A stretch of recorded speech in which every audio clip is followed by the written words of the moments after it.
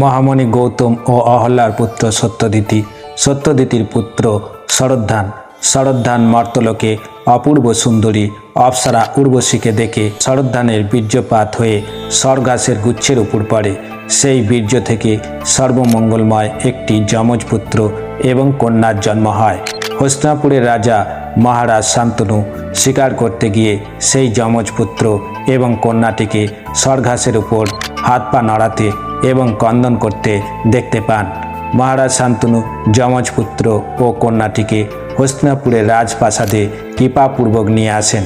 সেই জন্য পুত্র সন্তানের নাম হয় কৃপা, কন্যা সন্তানটির নাম হয় কৃপি।